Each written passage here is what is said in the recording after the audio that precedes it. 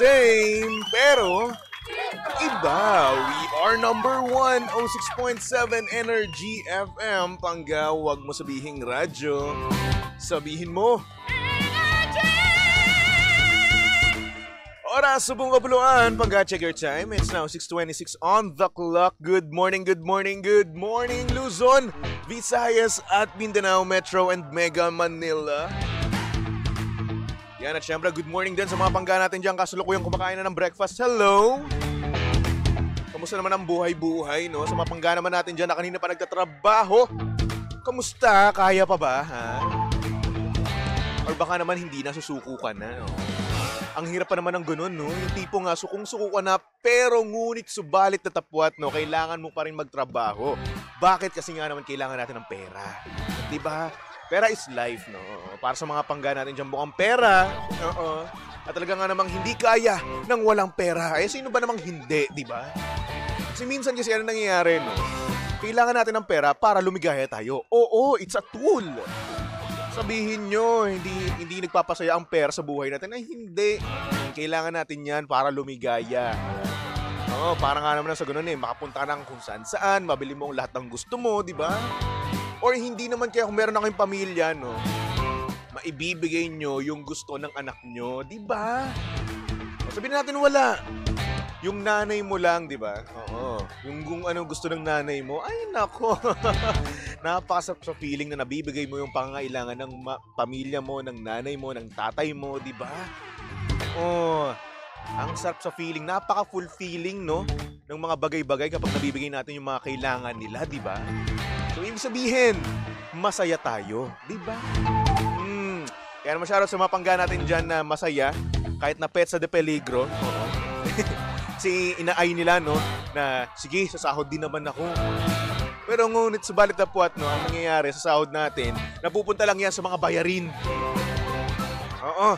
Hindi para sa mga hindi para sa mga pang sarili nating kagustuhan no? Sa mga bayarin, 'di ba, sa mga obligasyon natin. And remember, no, with great salary comes great responsibility, 'di ba? Yan ang mantra kapag ikaw ay isang matanda na. Again, with great salary comes great responsibility. Ay nako.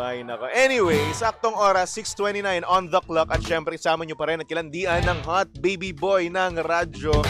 Of course, walang iba kung hindi si Baby Toby. At syempre, si Baby Toby, no, ay live na sa Energy FM Facebook page. Kaya naman kung gusto mo makita ang itsura ni Baby Toby, yan, pumunta lang kayo sa Energy FM 106.7, di ba? At eto na nga, para naman sa mga pangga natin dyan na gusto ng maging healthy living, di ba? Yung buhay nila, yung kalusugan nila ay yun yung pinaprioritize nila, di ba? Mag-take na kayo ng MX3 Plus with L-carnitine and CoQ10. Ayan. Ang MX3 capsule ay nagtataglay ng alpha mangosteen, beta mangosteen at gamma mangosteen. Ito yung mga sangkap na nakakatulong at hindi nakakasama sa ating katawan at kalusugan.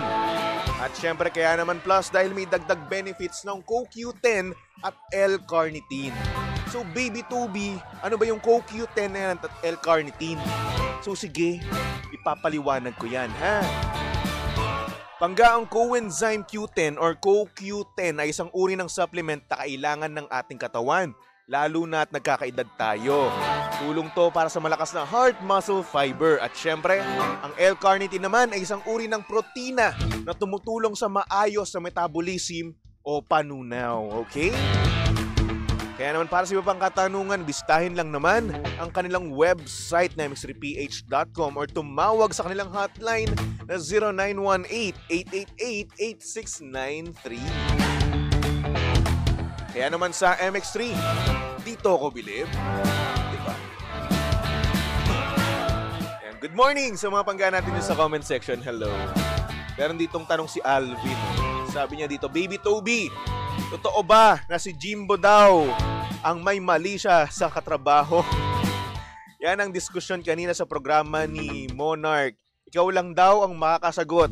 We need your complete answer nang malinaw na kami. Gusto niyo ba talaga malaman ang katotohanan. Oo. Sobra. Hindi nyo lang naitatanong mga dinadanas ko kay Jimbo. Diyos ko. Eto si Chico, siya yung barumbading, di ba? Mas pipiliin ko pa na tumabi kay Chico kesa kay Jimbo. Itatak nyo na lang yan sa utak nyo. Kay Chico, safe na safe ako. Kay Chico, walang kalokohan. Walang mali siya. Kay Jimbo, oo, meron. Diyos ko. Huwag nyo nang pangarapin. Huwag nyo nang pangarapin na tumabi kay Jimbo kapag matutulog, kapag magtatrabaho, wag. Isusumpa nyo yung tao, promise. Yung tipong kasumpa-sumpa na nga yung itsura niya, no? Isusumpa nyo palalo. Diyos ko, kung naranasan nyo lang yung nararanasan ko kay Jimbo, susuko kayo. Eto rin ang sasabihin nyo, okay? Ay, nako. O yan, nasagot ko ba yung kasagutan mo or katanungan mo? Alvin? Sabi ni Alvin, now alam na namin, si Jimbo ay isang... Basta, kung alam nyo lang, mga dinanas ko sa kanya, maawa kayo sa akin at maiintindihan nyo kung bakit ako galit na galit. Ay nako. Anyway, good morning sa mga bagong pasok dyan sa ating Facebook Live. Ayan, hello kay Sandy Odo. Ayan. Sabi niya, nasa radio lang ako kanina. Ayan. Uy, hello. Kamusta? Bagong viewer natin dito, Sandy. Julian, hello. Sabi niya, good morning po, Baby Toby. Shoutout po, I'm Mary Grace Ramirez. Watching from Balubad, Silang, Cavite. Ayan. Manood ako habang naglalaba. Pakitulungan mo naman po ako. Ayoko nga. Tutulungan kita maglaba. 500, tutulungan kita. Siyempre kailangan natin ng pera, di ba? Money is life. Oo. Mukha akong pera eh. At sa kombinado, do plastic. Dondi, hello, good morning sa'yo, Dondi. Kay Mami Rosie Lopez, good morning din naman. Kamusta po ang buhay-buhay dyan? At syempre, hello din kay Mary Ann Amon Ale. Sabi niya, hi, Baby Toby. Happy 6th anniversary. 242 Laundromat dito sa Silang, Cavite. Hi din po sa boss ko na si Mariel Ann Santos. Hello, baka naman po, libre shoutout po. Baka naman po, pwede, libre po yung palondry ko. What if? Uy, charot Uy, hello po sa inyo dyan. Happy anniversary. Oo, sa mga nag-anniversary ngayon, no? Happy anniversary. Sa mga hindi naman, edi hindi. Chi! Sabi niya, good morning. Just wanna greet my husband. Happy birthday. Love you. See you soon. Aww. Kung sino man po ang husband ni Chi de la Rosa Gutierrez, happy birthday sa'yo. Sabi ni Sandy Odo, pogi ng baby ko. Uy, filter lang po yan. And hello, kumusta? Sabi ni Alvin, napotragis ka na ba niya? Oo. Ilang beses lang talaga. Evelyn Hill, hello. R.E. Sabi niya, good morning po. Masarap magkape. Yes, actually. Lalong-lalo kapag malamig, no? Yan. Tapos ihigop ka ng mainit na kape. Tapos samahan mo ng pandesal, di ba? Ay, nako, classic Filipino breakfast, di ba? Kaya naman, hello sa mga pangga natin dyan nagkakape, kumakain ng pandesal. Good morning. Sabi ni Armanda, good morning, watching from Pasay City. Hello. Jenny Rose, sabi niya, sana all nag-anniversary. Kayo kasi hindi umabot, no? Balita ko, hindi nga kayo umabot ng months eh. Charot. Uy, makakahanap ka rin ng ka-anniversary mo, di ba? Eliza Anchuriz, hello, good morning. Kamusta ka naman, Eliza Anchuriz? So, bueno, hanggang meron tayo ngayong sender, kaya naman pasok na natin yan dito sa programang TT in the Morning. Oh, yeah. TT in the morning. Why? Ang aga-aga ha. Tell Toby in the morning.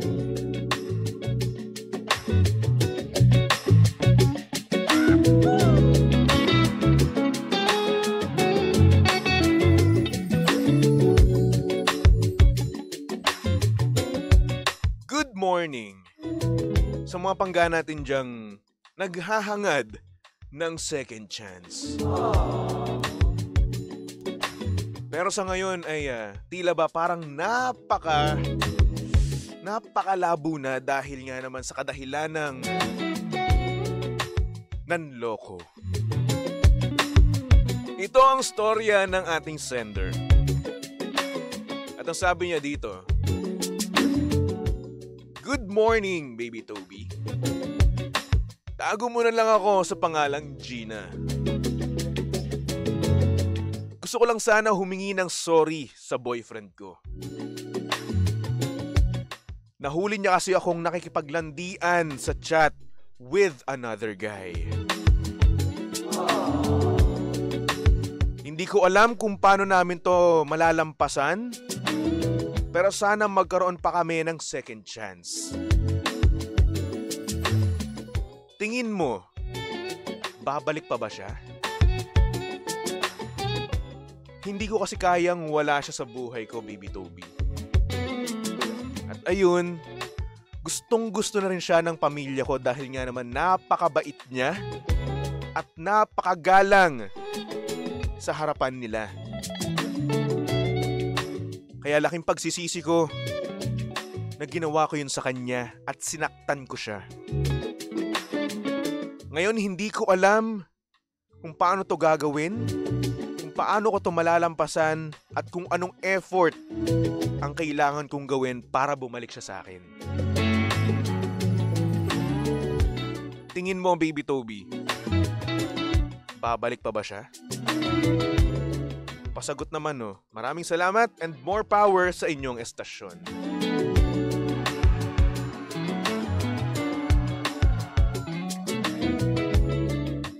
Diyos ko, day.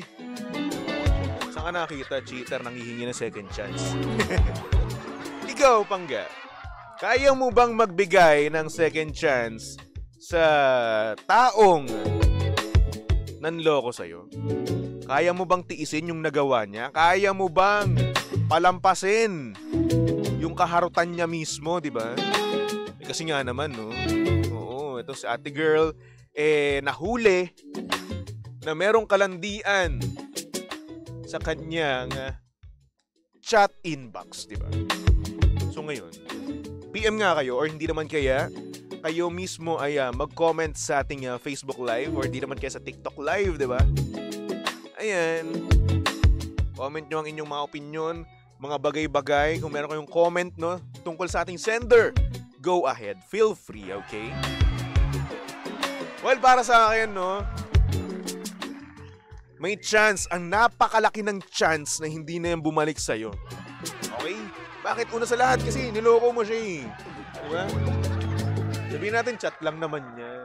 Sabihin ng iba, chat lang naman yan. Hindi, landian lang naman sa chat. Ay naku, hindi. Cheating pa rin yan. Landian nga eh. Saan ka nakakita? Isipin mo girlfriend mo, di ba? May kausap na iba at nakikipaglandian pa sa iba. Chong, saan ka nakakita ng ganun? Wala, di ba? And eto baliktarin natin yung sitwasyon. What if yung lalaking boyfriend mo, no, yan yung nakipaglandian sa iba? Anong mafe-feel mo? Ha? At sasabihin niya na, chat lang naman yun. Wala namang ibig sabihin yun. Well, the fact na nakikipaglandian ka, may ibig sabihin yun. Interested ka rin doon sa guy? Interested ka din doon sa kalandian mo? Nakikipaglandian ka ni. And ano pa kaya, no, ang mangyayari kapag nag-meet kayo, di ba? Lumabas kayo.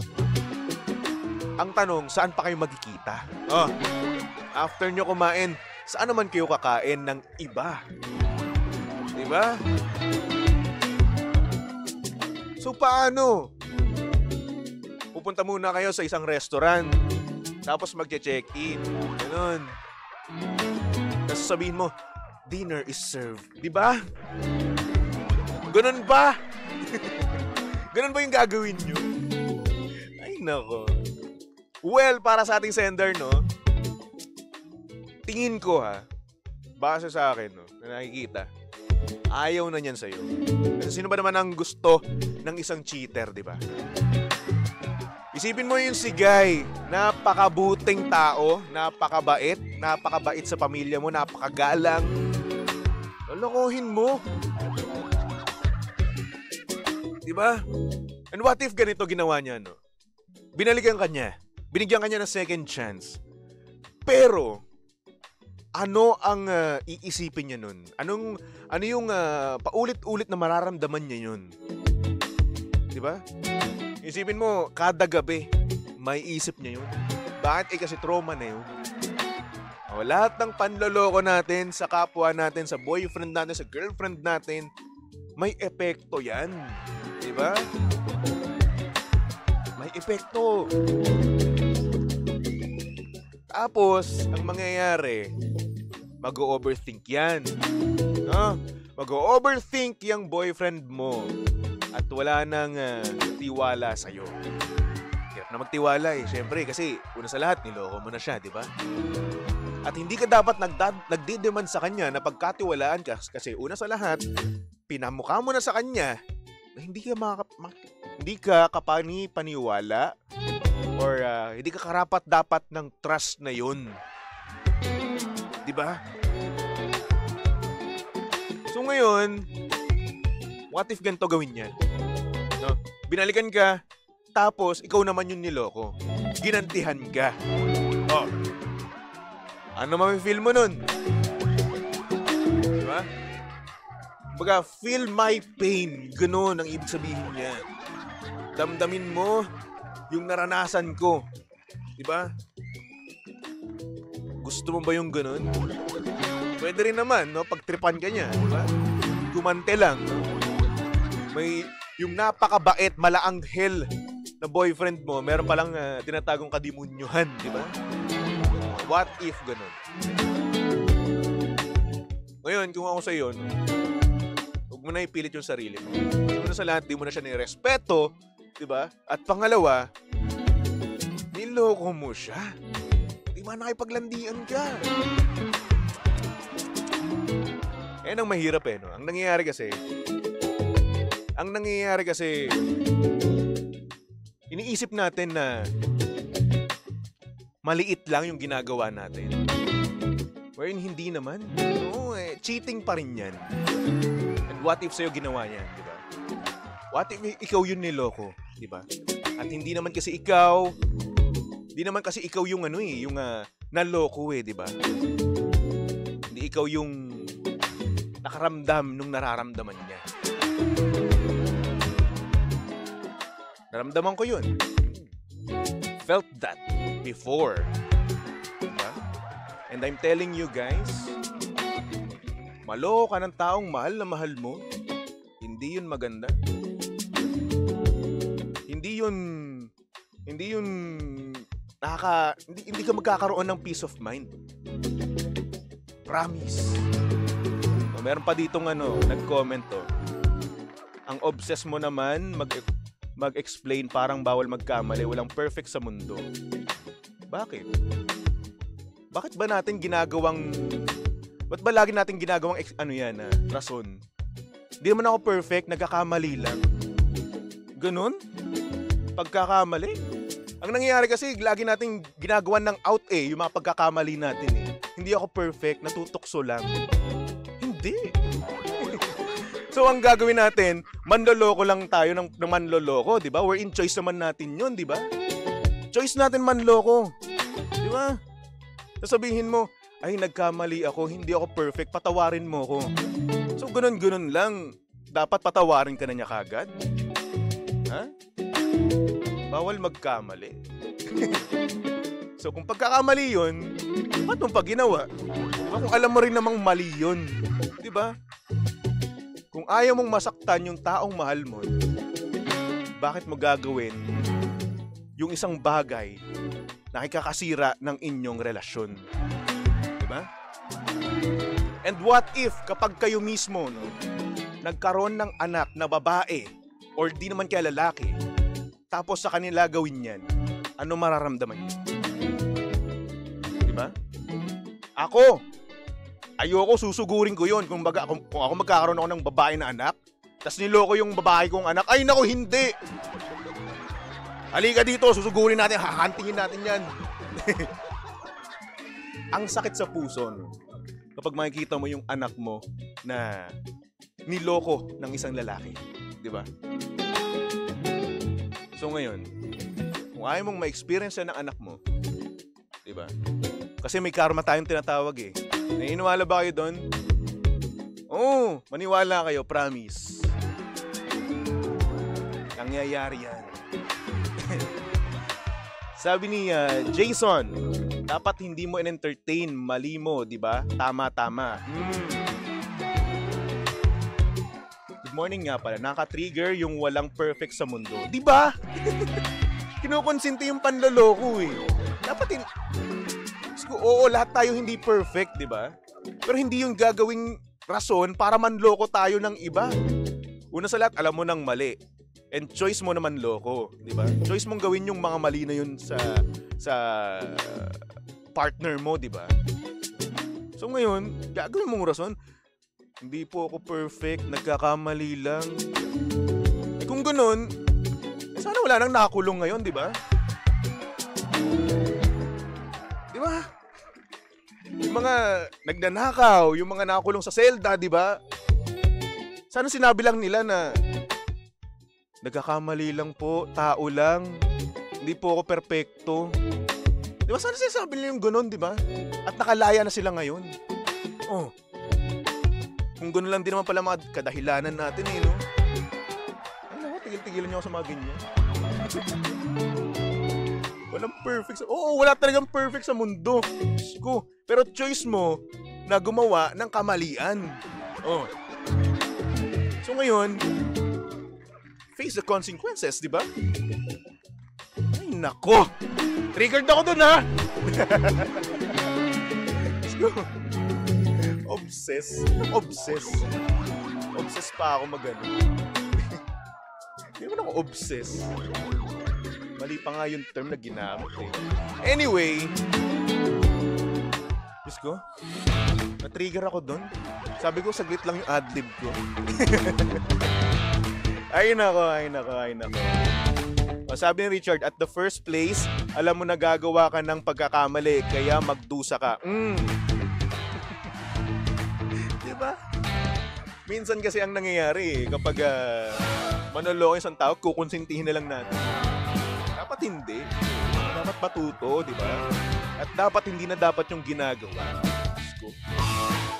Ay nako, anyway, tama na nga. Masyado na akong high blood dito. For our next song, eto na. Nakakapusang gala naman talaga yung nangyayari eh. Juan Carlos with the song Ere. Dito lang yan sa estasyong Same.